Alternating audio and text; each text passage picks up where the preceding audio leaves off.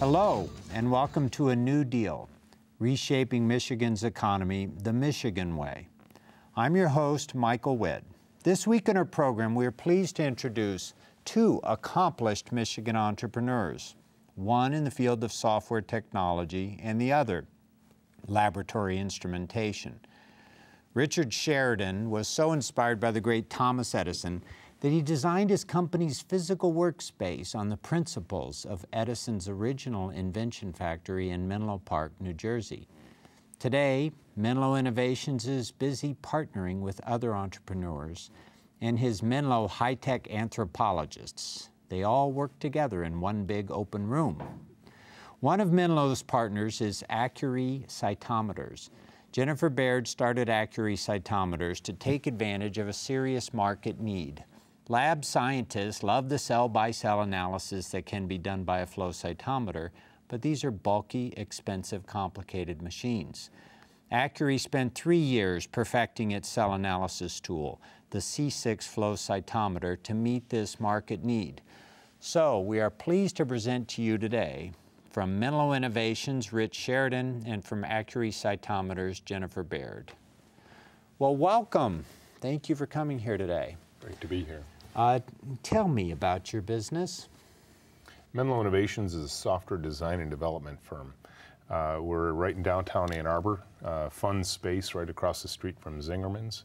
And what we focus on is a process, neither a technology nor a domain, but a process by which we develop software. And as you mentioned in the opening remarks, modeled after Edison's original Menlo Park, New Jersey lab. Zingerman's has great potato salad. They do. How about your business? We are making a laboratory tool called a flow cytometer that life science researchers use to investigate disease and understand how to make drugs and disease processes improved. And that technology has been very powerful. It's been around for about 30 years, but locked up in rooms that are hard to access. What we did is made that technology much more affordable and much easier to use so that life science researchers worldwide can have access to that powerful tool. So we have a software firm and we have a laboratory equipment company, and I'm having you both here at the same table. Now, you work together and are partners, I understand. Correct. And your companies joined together for what purpose? If you think about it, we have a life science research tool which is got the face is its software, and that's what Rich and his team actually created for Accuri. And what we really focus on is not only getting the software to actually work and work reliably, but also to create a great user experience, which is the function of our high-tech anthropologists, to study the end users of the piece of equipment that Jen's team is putting together, study those end users in their native environment, bring that information back so we can create a great user experience for those high-tech researchers. Anthropologists. Mm-hmm. You are indeed a marketing whiz. We've even registered that as a trademark, so we own that name. Okay, so if another term that I'm struck with is when you go into a company such as Jen's, at Accuri, you develop an understanding of the people there, this persona. Mm-hmm. You met several of her scientists and technologists, and you altered their strategy based on some of your observations. Is that what this high-tech anthropology is? Yeah, imagine how software can often go wrong where it's built by engineers for other engineers because they're not interacting with the people who are actually going to use it. We went even past Jen's people, all the way out to the labs and facilities where this kind of work is being done, studied those users in that environment, learned their vocabulary, their workflow, their rituals, their ceremonies, brought that information back, described the type of people that do this in these personas that we used, and then used those tools to actually influence Jen's product management thinking in terms of who should we be focusing this product on. And how does this add to her value of her company? Well, when you think about it, we have a tool that we're trying to get people to use. And why do you use a tool? You use a tool because it's useful, because it's easy, and because it just adds value to your world. And that becomes the source of the unmet need that we have. So what did we find out from a life science researcher's point of view? They need tools that allow them to understand the world of cells and how those worlds are working.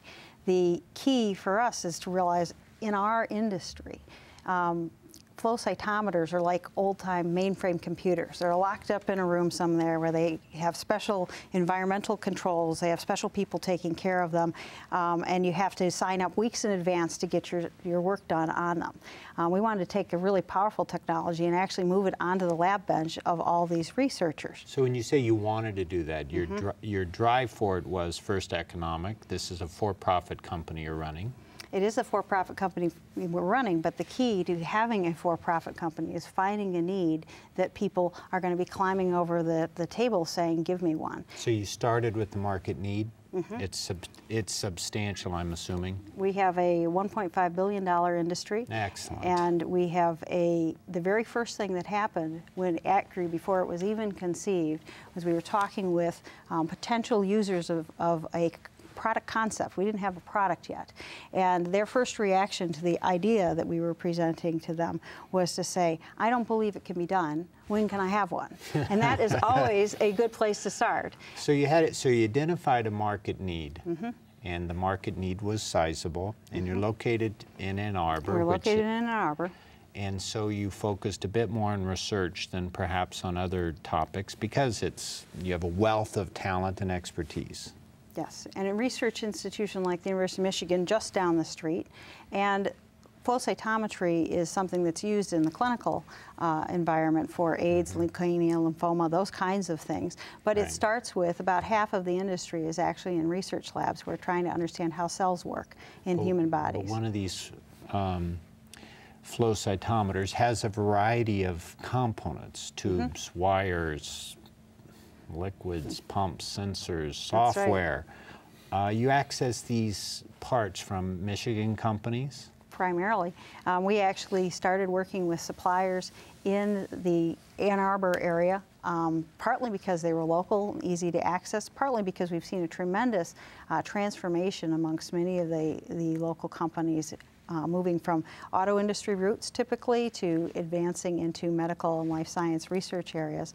And so we have our primary suppliers for the instruments that we are manufacturing in Ann Arbor are in the Ann Arbor and Michigan area. Most of our suppliers are in this state. So you had access to scientists, technologists, software experts, engineers.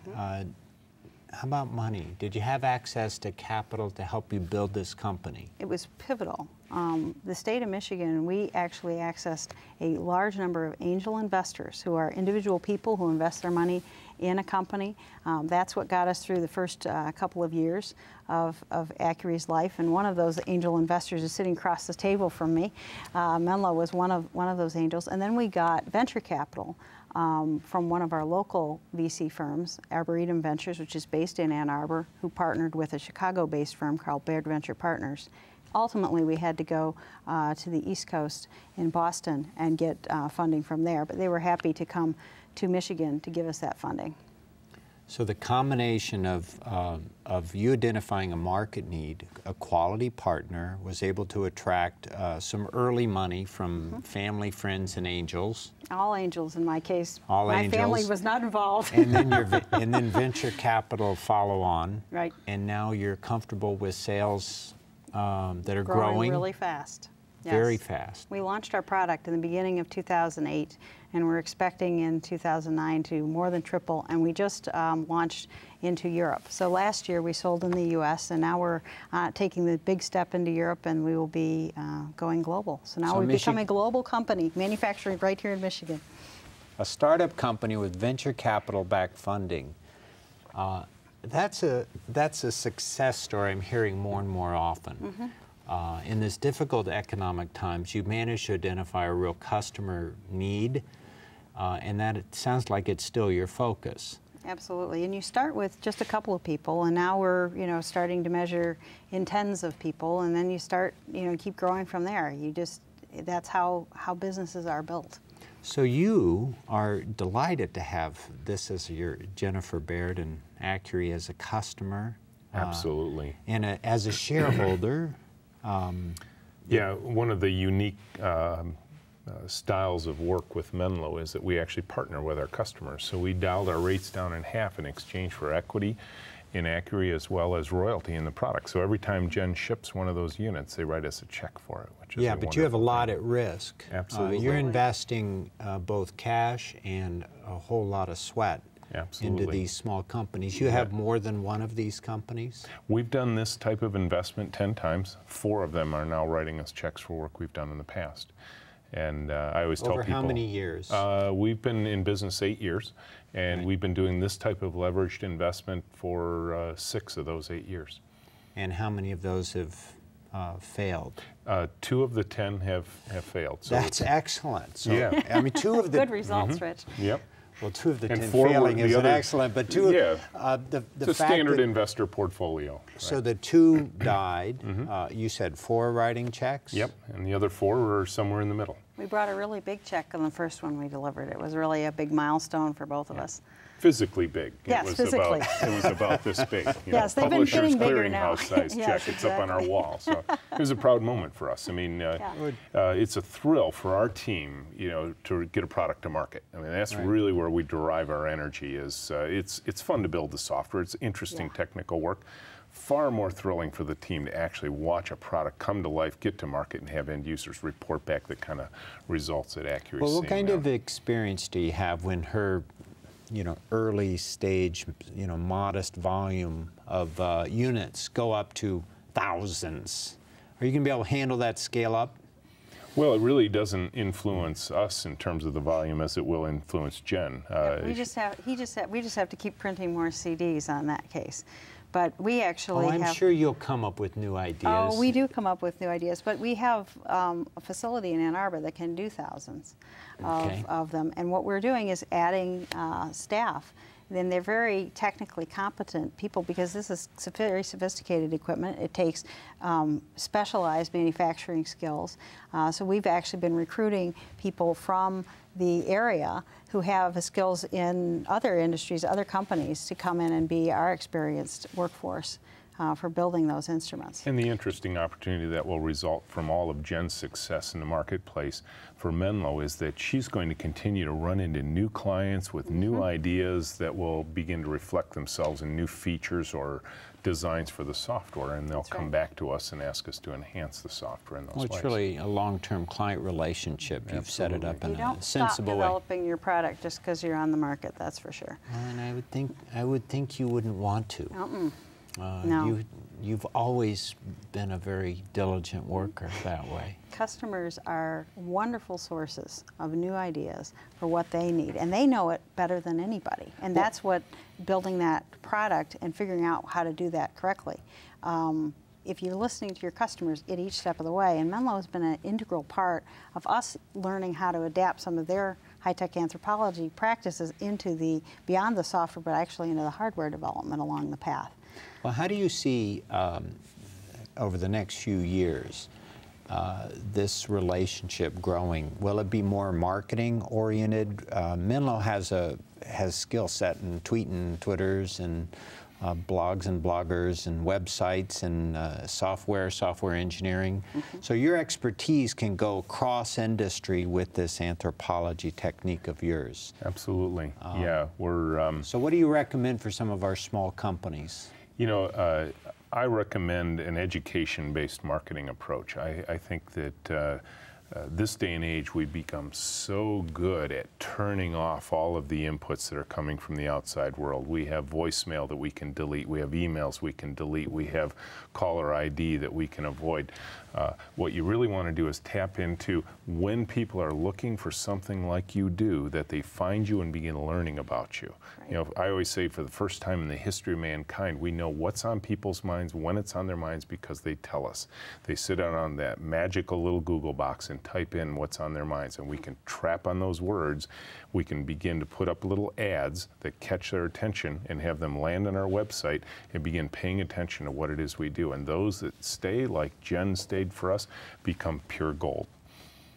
So a company that wished to hire Menlo to design and develop a way to access these eyeballs, you'd offer a range of services, and depending on their, how well heeled they are, you may charge more or less.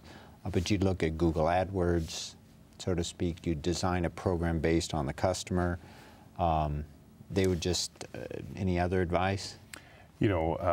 Really what we look at is how do you express what is your unique differentiator in the marketplace? How do you make sure that people understand what is the unique offering you're bringing, and then express that both in the product design and development as well as back it into how do we tell the world our story. And this is probably less expensive. You're not using print media. You're not using, using bits and bytes. Yeah, the bits and bytes essentially come across the wire for free, certainly compared to the traditional means of advertising. And many of the tools, as you mentioned, such as Twitter, allow you to create a following of people who are really interested in what it is you're doing and how you're doing it and why you're doing it the way you're doing it. One of the things that concerns me is people are turning off, as you say, many of the advertisements, so they're not as receptive to ads. How do you get past that? You have to find something they're interested in. I mean, that's the absolute key to these kinds of media, is you have to find the words that they use to describe their problems and then speak into that, because when they're interested, they're very interested. And you have to catch them when they're looking. Right. That's why I say, when they're sitting down at Google and they're typing in cheap tickets to Germany, it's probably pretty clear what they're looking for, and you can begin to catch their attention on that. Same thing if somebody's... Cell counters. Yeah, if somebody's typing in cell counters, now you've got a chance to catch their attention. Their mind is actively seeking those things. And we can tell them they can get a cell counter with a flow cytometer thrown in for free by coming to Accuri. And that is a tool that we used, and we actually learned from Menlo early on as to how to market our technology and our instrumentation more effectively using these types of tools. How's your competition? They are very big. We have massive competitors. I like to think of them as Pepsi and Coke. And what's really fun about them is that they have neglected a whole segment of the marketplace of people that could never afford their instruments. And we are happily serving that segment of the marketplace. And so they can continue to make their mainframes. I'll make PCs all day. Okay. What are your next plans? Well, after we complete our launch into Europe, we will be going to the rest of the world, to the Far East. We have just launched a second product, which is an add-on accessory to our first product that is opening up the pharma and the biotech field for us, and we are going to be just keeping up with the growth and demand that we are seeing. It's just been tremendous. It's very exciting. You know what's really the most exciting thing, Michael, is just how excited people are. They are telling their friends, they're emailing, and we get to hear from people we never even met who are interested in what we're doing because our customers are telling their colleagues and their friends about it. And that's the most satisfying thing of when you've produced a product, and Rich and his team are such a big part of that, that people are that excited about. And that's what building a business here in the state is fun about. Well, the part that's exciting to me is that you really have built this from an idea with a group of good people. Right. You've added money, most of it local, and you've built a Michigan company. This is a success story we've heard many times over. Right. And it's in a slightly different way, but it's in a very modern way that's efficient. You're intending to keep it here. You're hiring folks from Michigan, and you're growing it. That's exactly right. It's a good model. What do you suggest for this customer of yours over the next 5 years? What's she not doing that she should be doing? Well, clearly, this has been a wonderful relationship between our two companies, and you know, all evidence points to they're doing the right things. I think probably my strongest recommendation to Jen is just keep doing what you've been doing. Don't take your eye off the ball. Keep focusing on customer needs. You know, we have to get to the point in all society where we are embracing of change. And you know, when you're a startup, that's really easy to do because change is all you got in front of you. Yeah, it's overrated. I don't think so. Well, but that's what change. I mean, I've never seen an investor who agrees always with their CEO. Sure. In this case, it sounds like new product development is something she's paying attention to. Customer focus. Growth and development. How about in the financial side? Have they got enough money to accomplish their plan? You know, that's the thing that Jen focuses most of her time on. And so, and I know that she has surrounded herself with a great board who probably gives her just as much advice as she needs, maybe a little more than every now and then. More than she wants. But that's okay. That's the plight of the CEO in all cases. And you know, she's got a great relationship with her board, and they're going to keep her on track. You know, the thing about it is that when you look at a relationship as complicated and interrelated as the one that Rich and I had, you know, Accuri has that in a number of places. We have several key suppliers that have that kind of dimension. I think when we've got small companies trying to build in the state of Michigan, we've got a lot of resources and capabilities here, and you can't bring it all in-house. You can't start it all yourself. So you've got to connect with other people, other companies, and frankly, the rising tide will raise all the ships together, and we all succeed together. Do you sense there's a history of cooperation, like you're suggesting?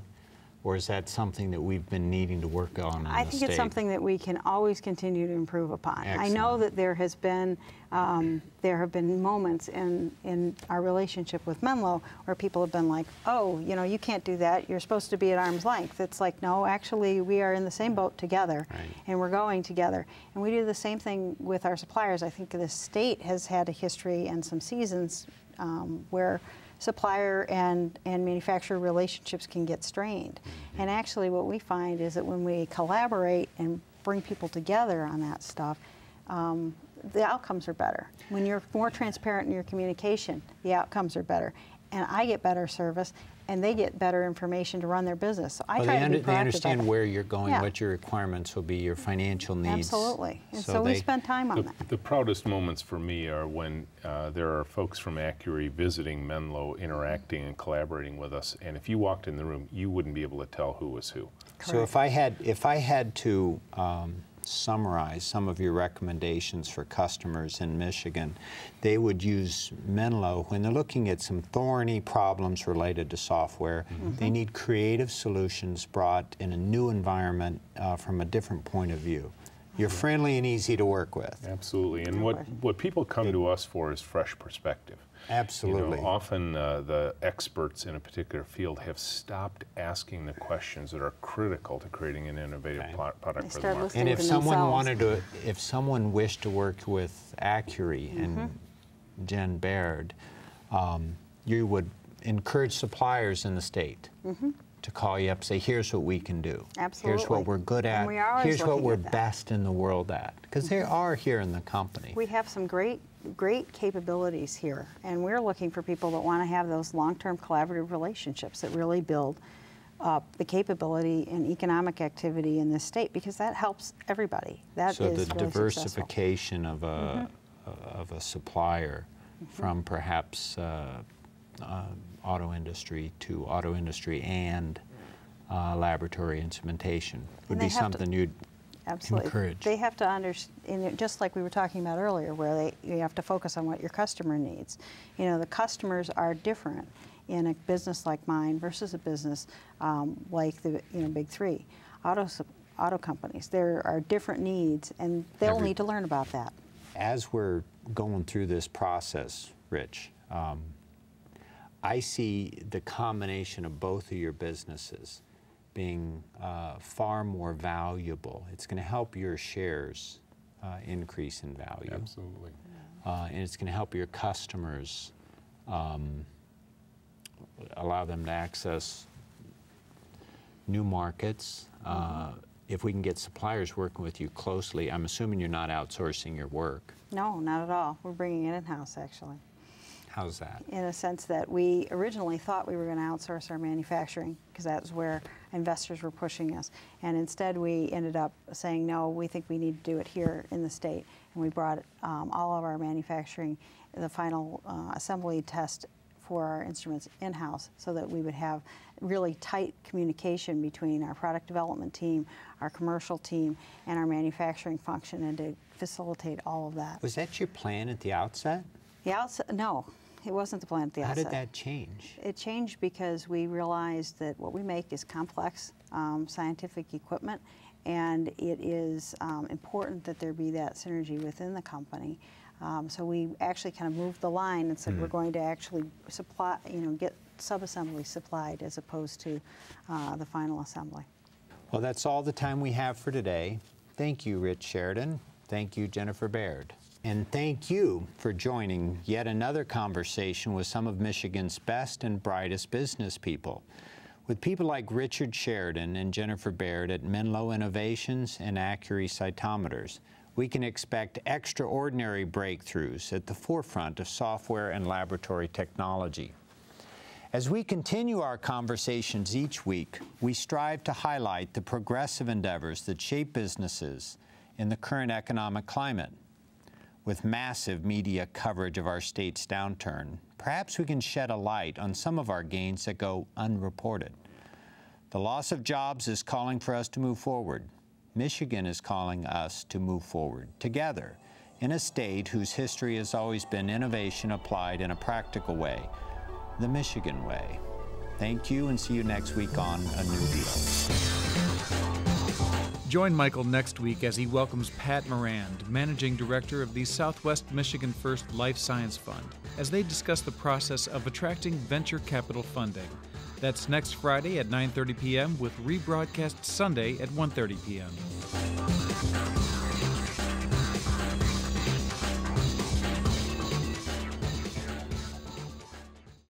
Partial funding provided by the School of Management at the University of Michigan Flint. Additional funding provided by Security Packaging, designing solutions that simplify and improve your manufacturing and distribution processes.